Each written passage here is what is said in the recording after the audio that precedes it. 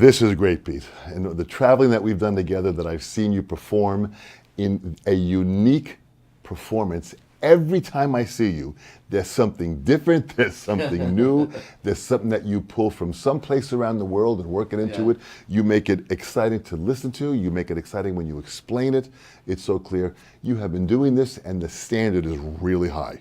I'm so glad. Welcome to the sessions, and this is great to have the opportunity, Pete, of you to kind of share with this next generation kind of how you built what you did. So where did music start for you in the early days? Well, Dom, it was a very, very late period of development for me, because I was 19 when I started drumming. Really? Yeah, and at that time I was a dock worker. And I was walking past a drum shop in Portsmouth in England, where I come from, my hometown. And there was a sign in the window, drum lesson, £5. So I thought, I was in there, you know, like a flash, like a ferret down the hole. And there was this guy there, a guy called John Hammond. And he was a lovely guy. And, you know, he gave me the first lesson. And it just made complete sense to me in the way that nothing else had done. My education, my relationships with my family, none of that ever made sense to me. All of the stuff in school didn't make any sense to me. You know, it just didn't relate to my heart and my soul, you know. So then drumming was like someone just literally like turned that light on, and it's, wow, really? And then that was it. I mean, that, you know, in 2 weeks I was in a band, in a punk band. Playing drum set. Playing drum set, you know. It was buff chat at numerous different tempos. And they used to think I was like Buddy Rich, because the guy before never used his bass drum, he just used it to keep the small tom on. And he would get tired halfway through a song and just stop. Period, just stop. And then I played all the way through a song, and they're all looking around like, really? So it was just brilliant. But, you know, that was my passion. I mean, that was that. I knew that was it for me. Who were your influences? Did you start listening to music? Did you start listening to specific drummers at all? In the beginning, it was very much the punk rock. Right. So I was a punk rock drummer. Right. Smashing the drums up after the gig. Oh, that's the whole shebang. That's hysterical. Yeah, absolutely. Yeah. And different bands that you were listening to at all? Were there other local bands that you listened to at all? Yeah, there wasn't so much local bands, but it was, you know, a lot of the punk thing, like Sex Pistols, you know, Adam and the Ants, early Adam and the Ants, you know, Bauhaus, the Dead Kennedys. Loads of bands. And then, of course, you start to get, you know, retrospective, and you were getting into the Who, and, you know, a lot of kind of, you know, Keith Moon was mine. So it widened from there, Yeah, exactly. I mean, from the UK, the amount of great drummers that have come from the UK. It's very true. It is absolutely incredible, you know. So how did you morph this into, like, now starting to work professionally with other bands, and did you network with other people? Did you? Well, what happened was I knew that it was pointless staying in Portsmouth in terms of developing a career. Right. So, you know, I didn't really have any money, but I moved to London, and I didn't know anyone either. So I just moved to London. I had this horrible little bedsit which was had no windows, and it had been used as a concrete store. So you get out of bed and all the dust would be. It was brutal, absolutely, like really hard, actually, very hard. But, you know, I was determined. You know, that's it. This is what I'm going to do. You know, 100%. This is what I'm going to do. This is that or die. Right. They were my two choices. Well, that's an interesting philosophy at a young age, because that's very compromising. But that's perseverance, that's dedication, that's really persistence. Yeah. That's amazing that you went through this. So what happened from there? Well, the other thing about that is, as well, coming back from, you know, a working class, you know, British background, is that one of the things that's instilled in you is the idea that you're a failure. So not only are you trying to achieve, trying to develop, and trying to, you know, become, you know, technically advanced and or, you know, better at least anyway. You're dealing with your own psychology, because you've spent your whole life being put down, and how to come out of that and you know, and believe in yourself. You've got to. It's an enormously hard job to actually erupt out of that. And in the beginning, of course, it was anger. You know, the punk rock thing and all that. It was anger, but then you know, it's about articulation of that into, you know, an expression with a little bit more detail than smashing the drums off. So it was like, so you kind of felt you had this anchor around your neck in what it was, and you had to kind of personally break through that, and then still learn the skill base of the instrument. Exactly. But that's a powerful, powerful journey that you've come, in the distance that you've come. Yeah. So you start to play, you start to move to London, you start working with, you're networking, meeting different musicians? Yeah, it was very slow. I mean, it was probably 12 years before anything happened that was worthwhile. And you stayed Very there and slow. just kept on going Absolutely. through? Nothing Were was you gonna studying stop at me. all? Were you meeting? Well, no, I mean, actually, I started to get into the Indian thing. That's when I got into the Indian thing. Okay. And that's part of the reason for the 12 years, because I took 6 years. I had 4-hour lessons a week.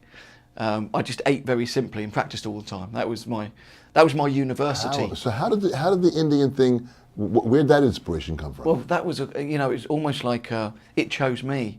It was completely bizarre. There was a big Indian festival near my friend's house, and then one night the music came through the window, and we were like, wow, that's pretty interesting. We went off, and it was just, what is that? Unbelievable. Zakir Hussain, and the late great Ali Akbar Khan, Sarod player. Yes. And I was like, my God. And then I made a mental note of it and thought it's really interesting because it's completely different. And there was no, big show stuff, no lights, no smoke, no fire coming out of people's ears. Yeah. It was just the music.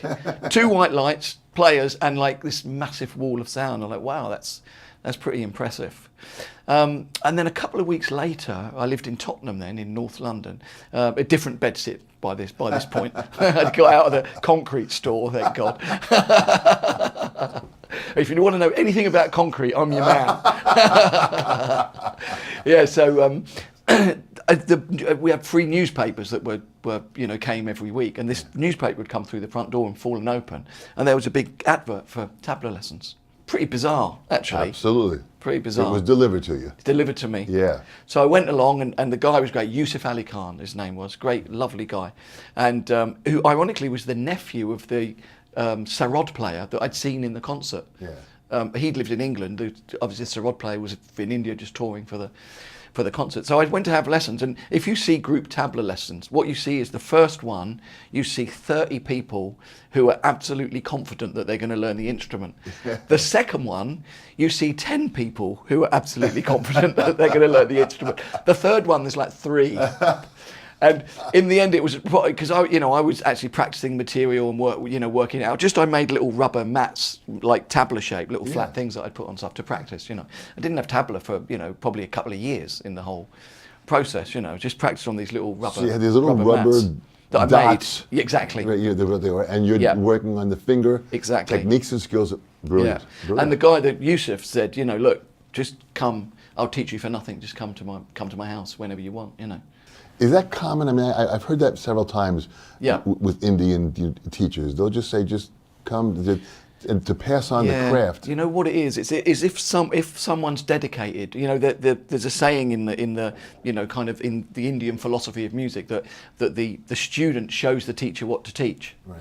So if the student goes in and they've not done anything, and you know what it's like, you don't feel creative. Obviously, if you've got like a system, you go, okay, I'll do number 3 now, or you can do that. But if you've got someone that's inspiring you, that's touching on the love that you have for the instrument, rather than it being a sort of mechanical kind of a teaching. Exactly. Yeah. And so so the idea is that the student inspires the teacher to teach. That's kind of the vibe of it. And that's kind of what it was. So here you are now taking these lessons, you're learning it, you're being more inspired, you're learning all this information. So where did the first job come down? Well, I went through a few instruments as well. Then I started to get into South Indian music, and then I got to a point where I was about to start another one, and then I thought, you know what?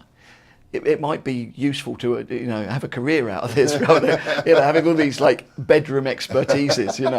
Let's have a career. So that's when I started to think, and then I just started to.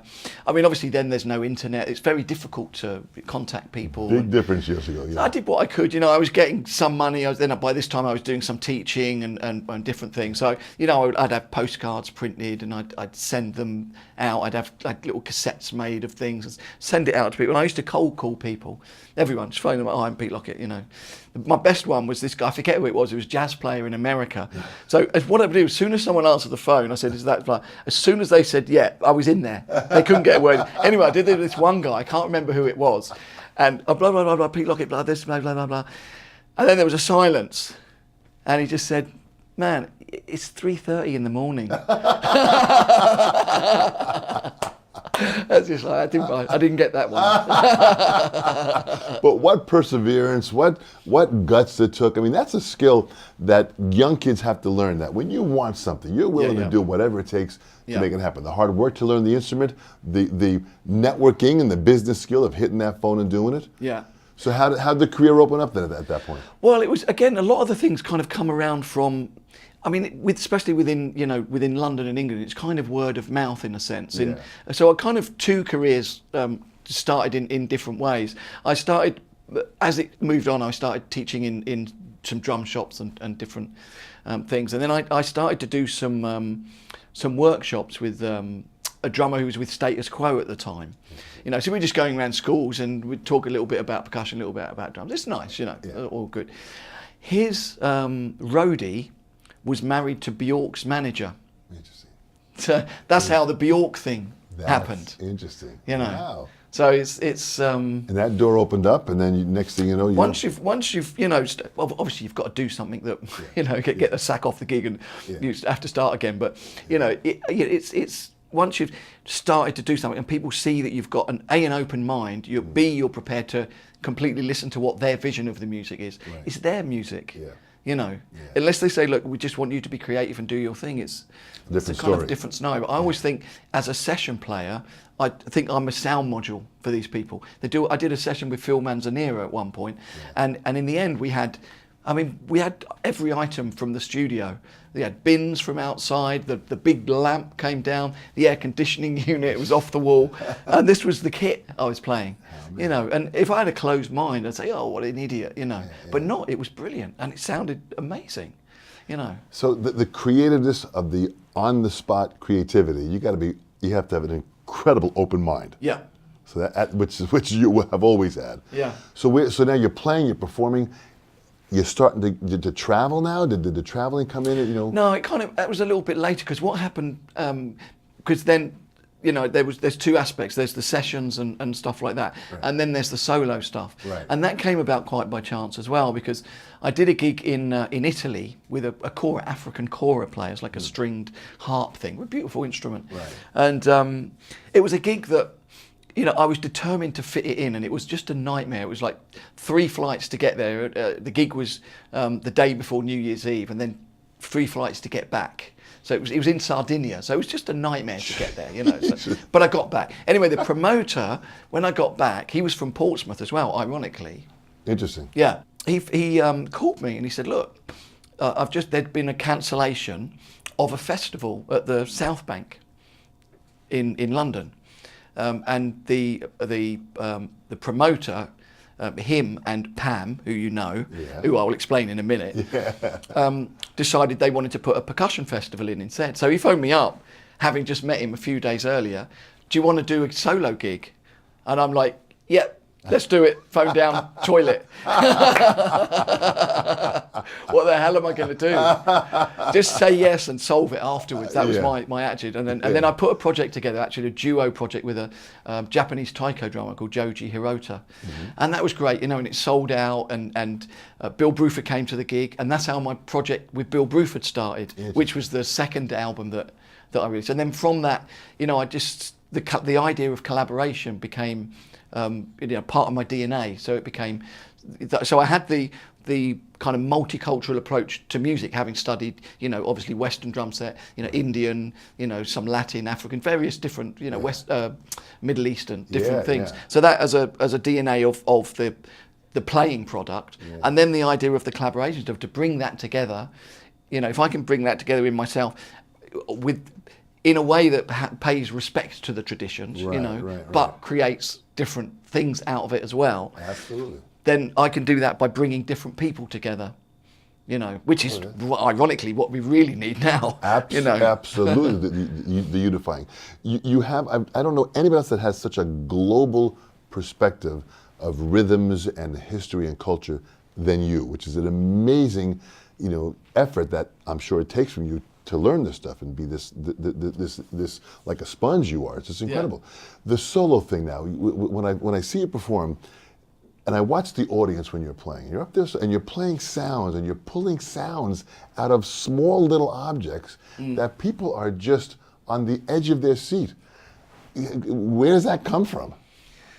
Well, I guess it's part of the thing of the hybrid idea of learning all these things, but not being trapped within the tradition. Right. So certain rhythms and certain techniques from one genre can be transplanted into another. So the whole thing becomes a quite a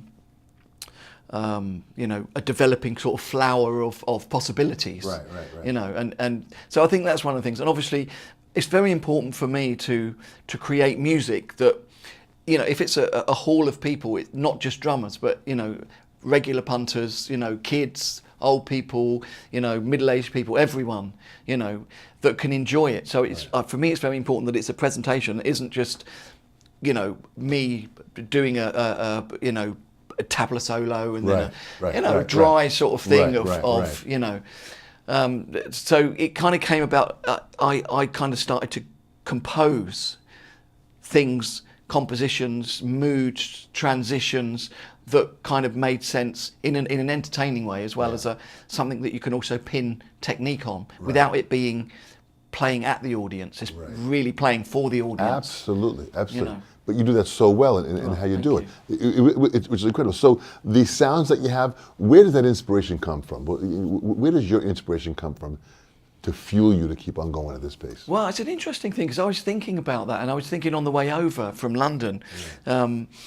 I was thinking about how, obviously, lucky and blessed to be in music and have lots of friends like yourself and all the drummers that we know and musicians that we know around the world, and to be continuing to work and be involved in those situations, but also incredibly lucky and blessed to still be inspired. I'm at home now, practicing, trying to develop lots of new things, different techniques, and I see certain like I've got a new project with a Spanish cajon player called Jose Montano, and he's brilliant. And it's really funny because I can't play any of his stuff, and he can't play any of my stuff, and so we're together and we're forming a project and we're both learning. A lot of it sits in the middle, but we're also learning, and it's a brilliant sort of sharing project. That's amazing that you are able to manipulate all of this and keep it in balance. I mean, the balance part of it is there's the business and commerce part that we keep on manufacturing. There's also the artistic level we have to keep high, and there's the personal side. Being married and being able to obtain all that. How do you keep all that balanced? Yeah, I think it's very important that you've got to think of your life as a whole. So, I mean, I don't necessarily think of myself as a musician. Music is part of my life, but the core of everything is me as a person. So, both in the music and in the way that you are with people, it's very important that a lot of people are got their head, where they can't see the daylight. Exactly right. Exactly right. And so, just to be a natural, open person and have good friendships and relationships. But of course then, also with, Pam, my wife, who was the promoter of the Rhythm Six Festival that you've played at. That's right. Wonderful. Yeah, we met there because I took my photo in, and she was like, her boss, her friend, I gave it to her friend actually, the photo, and her friend went upstairs and said, I'll be back in a minute. And Pam came down because she'd gone up and said, look, this guy's just your sort, you go and get his photo. So that was how we, but it's really important that you've got to keep good portions of time for your family, and it's really, really important. And that's the juggling and the balance. That's the juggling and the balance. In the business part of it, how do you maintain the traveling? I mean, we've done things in China, in Spain, Portugal. How do you balance? How do you organize all of it? Well, one of the things I think is for me is very important is to make sure that I kind of have days off in places. So, I mean, sometimes you have to fly in and fly out, but I prefer to do it so, it's a little bit more relaxed. So like 3 on 2 off, for example, is kind of a good ratio for touring, I think. Sometimes you have to cram in more, and which is just out of necessity because of whatever reason. But the 3 and 2 is a very healthy balance. Exactly. And then you get to relax, you get to unwind a little bit. And see where you are. How often is it you've been? You think, well, I've been to Beijing. Oh, what was it like? Oh, it's like the hotel room and some cymbals. That's so true. Yeah. That's so true. It's easy to get kind of sucked up in that too. So when you take time off, when you're taking days off and you're in a city, are there things that inspire you to to learn about the area and bring that into your life and into your business and into your music? Yeah, well, I mean, it's always inspiring to go to places and see, the architecture and like particularly old historic, like even in terms of going away. My wife and I went to Cambodia on holiday before Christmas. It's just amazing. It's like mind blowing. And what made you choose Cambodia? Oh, well, we've been to Vietnam already, so we choose places. But one of the great things about places that have great, historical architecture and ancient history, right? Also with a beach. Smart, very, very smart. Part of this is the next generation being able to listen and learn and see you and hear you and feel you from this information to pave a way that can direct them.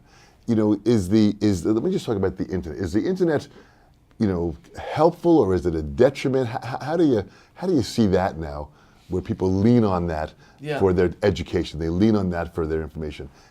From how you learned, we didn't have it at that exactly. point. Yeah. How do you see that balance? It's a double-edged sword, really, because on the one side of the coin, you've got absolute, infinite potential. You could learn everything. You could see everything, and from stuff that's online and people that. On the other side of the coin, it's daunting and kind of disillusioning for a young player to look ahead and see, oh my God, really? How am I ever going to do any of that? So it can be slightly disruptive to because it can stop the inspiration a little bit by just someone being frightened by the huge array of stuff that's out there, and also the fact that I think now that things are like so instant, you get a little fad in a fashion and it's there and it's gone, and then a lot of people try and follow that and they think, oh well, they became successful because they did this, and so they all do that, and then someone does something else, think, oh, you know what, let's do I'm going to do this, put a bigger hat on and that's got lights on.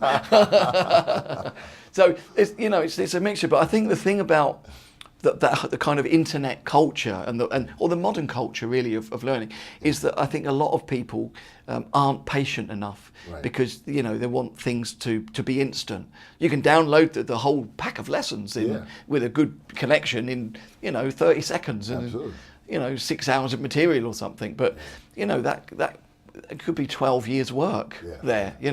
So people, I think patience is and the other thing about the idea of going back to the working class thing and being told that you're only ever going to fail. Right. There's the idea of how you then have a position of being humble and learning without being humble, making you feel like you did when you were a kid. Right. With everyone telling you crap. Right. So. It's a weird, it's a difficult thing to balance, and I think as a student, philosophically, that's why for me philosophy is so important in like reading philosophy and seeing basic philosophers. Immanuel Kant, for example, was just brilliant, and he had one statement that I took, and it was praxis and poesis, and it's a very simple idea, and it's. Praxis is an action that contains its own goal, and poesis is an action that contains a goal outside of itself. So, for example, if you play drums, to meet the opposite sex, or to make loads of money, or for everyone to be impressed, then that's poesis. It contains a goal outside of itself. Right. Whereas if you play drums, we play drums because we love playing drums. And the thing is, for me, about music is that, however you feel, you might watch the news and think, oh my God, everything's, but then you play music and it's kind of... It goes away. Yeah. It just goes away. All of a sudden everything is good. Yeah, exactly. That really is amazing. It's your world, it's just blessed, to have it. Yeah. And that's the depth about philosophy. It allows you to think and see to a completely different area of the potential that we have as people. Absolutely. And to what our opportunities are. Yeah. In closing, imagine you got younger people watching this here. What message would you leave for them? And this is leaving a message for them for the next few months or the next few decades. What message would you say that could guide them in them achieving their passion in life with music? I think the most important thing is that you've got to believe in yourself, because it's very easy to try and be someone else because you can see it and it's quantified. Right. This person does that that has been successful. So then I will do that. Yeah. You know, whether it's a technique or a you know, mimicry or whatever. But the idea of that you follow your own heart and you know, I mean, be yourself, because you can't be anyone else. You know what I mean? Really. So you got to trust, but you've got to trust in that, Yeah. and you got to trust that. It was funny because I was yesterday walking around the show, and this guy came up to me and he was like, "Oh, hi Pete, I love your stuff." And it's brilliant. It was Myron Grombacher. Oh, Myron Grombacher's a phenomenal drummer. Yeah. Amazing, and he was a great inspiration for me. Yeah. Man, you've come up to me and said you like my stuff. Man, I just love it. But we were talking about because he was self-taught. Yeah. And we were talking about that thing. I said to him, you know, if you had lessons, if you had done, and I'm not saying people shouldn't have lessons out of this. That's not what I'm saying at all. Right. But you know, because I didn't really have in Indian, I had lessons, but in drum set I didn't. Yeah. So what it gave me was like a kind of freedom of personality in a sense. Yeah. You know, when you're secure with that, then you can build on it. Then you can go and have lessons. But you've got to keep something safe in you. Yeah. You know. That no one can damage. Beautiful. You know, and be yourself, because you can't be anyone else. Boy, well said, Pete. That really is amazing. You know, I'm always impressed when we get a chance to work together, when I go to see you perform, that it's so inspiring for me, because you seem to open up avenues of percussion that I've never seen anybody else do. You do that consistently. You do that at such a high level of excitement and passion. You've achieved something which is really very, very magical. I thank you so much on behalf of the sessions. You have done great, Pete. Thanks, thank Tom. you so much. You're a star. Beautiful. Thank you, man.